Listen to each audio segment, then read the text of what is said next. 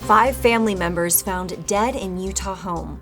Officials celebrate new I-15 interchange in Washington City. And your daily weather forecast coming up with highs, lows, and everything you need to know for the days ahead. You're watching St. George News at 5, brought to you by our studio sponsor, We Win Injury Law. Good afternoon, I'm Monica McLaughlin. 5 family members, including 3 children, were found dead in a West Valley City, Utah home on Tuesday, and a 17-year-old was hospitalized with a gunshot wound, according to police. West Valley City Police spokesperson Roxanne Vainuku called the scene absolutely horrific, adding that investigators do not believe there is a suspect on the loose, and described the incident as isolated to the home. The victims include 2 adults, an 11-year-old boy, and 2 girls ages 9 and 2. Police were alerted after a relative unable to contact the family discovered the injured teen in the garage. Investigators are working to determine how the deaths occurred and are seeking evidence from neighbors and doorbell cameras. The Main Street Exit 12 interchange in Washington City officially opened with a ribbon-cutting ceremony celebrating the $78.3 million project aimed at improving safety, traffic flow, and connectivity for the growing community.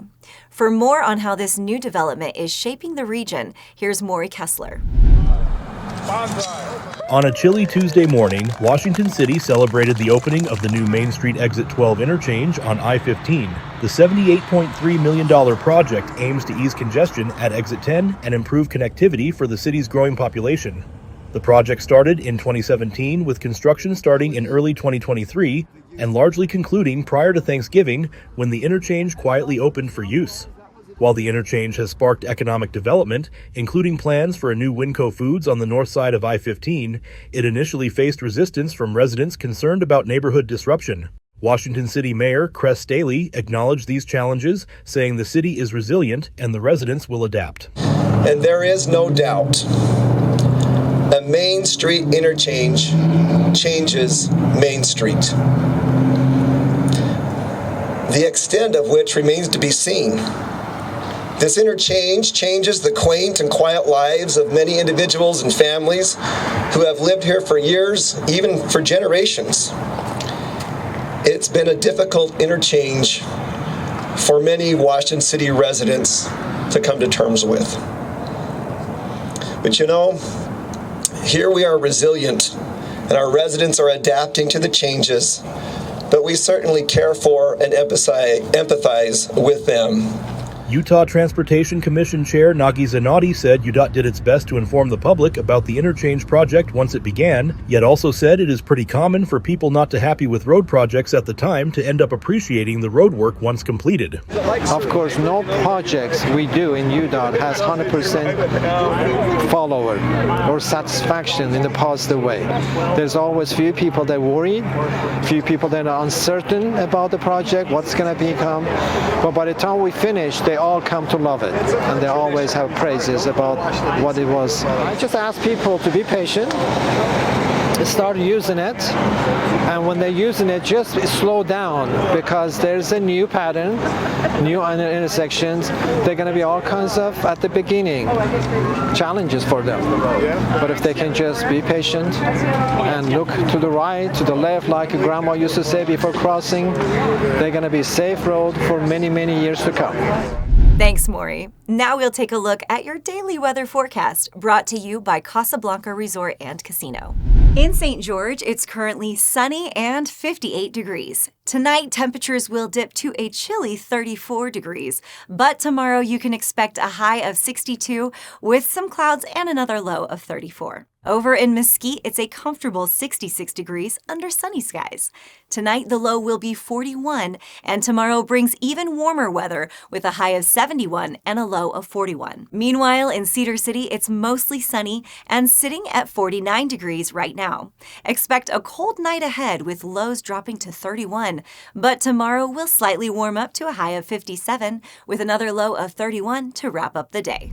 Now we'll go to Jill Paulson for your weekly update on the Southern Utah real estate market. Sunbrook is an established community that features 14 different subdivisions, where you will see a large variation of home styles and prices. There are patio homes on the golf course, condos, multi-level estates, and single-level homes with nice-sized yards. Most residents in Sunbrook, depending on the particular subdivision they are in, have access to the indoor pools and outdoor pools, tennis courts, and weight room. The average HOA fee is $189 per month to enjoy those amenities. Being within golf cart or walking distance to one of the most beautiful and affordable 27-hole city-owned golf courses is an added benefit. People love to retire in Sunbrook, but it is a great place for anyone that likes the close community feel. Prices vary from $550,000 on up. Thanks, Jill. A young entrepreneur in St. George is turning her love for crochet into a thriving business, creating handmade items while donating a portion of her earnings to environmental preservation. Here's Jessie Bang for more on how Kenzie Noel's craft is making a creative and ecological impact. 18-year-old Kenzie Noel is the owner of Canilla Co., where she hand crochets everything from cat ear beanies to clothing and keychains. This is like a mermaid inspired type of bag. I just love the idea of just designing everything as I do it, and then just seeing it come to life is just like seeing the finished product is so rewarding. It's like, I made this. Through her work, she combines creativity and a commitment to making a meaningful impact on the planet by donating 10% of her earnings to environmental and wildlife preservation efforts. My favorite right now is these bunnies. They're gonna be keychains, and I'm gonna make so many different colors. They're gonna be holding little strawberries with baskets and everything. I love making all this stuff. It's like my piece. Thanks, Jessie. Police officers in Washington and Iron counties helped bring holiday cheer to hundreds of children during the annual Shop with a Cop event, providing Christmas gifts and fostering positive relationships. Here's a closer look for more on this heartwarming tradition. Shop with a Cop started early Saturday morning when lines of St. George Police Department cruisers drove through the parking lot at the Bloomington Walmart. The Desert Rotters Car Club placed automobiles along the route, as the cruisers parked and delivered a total of 96 children and their police officer companions to the event. Santa was on hand, along with Walmart employees, to meet and greet the shoppers. Inside Walmart, the aisles were full of police officers and their charges as they shopped for Christmas presents.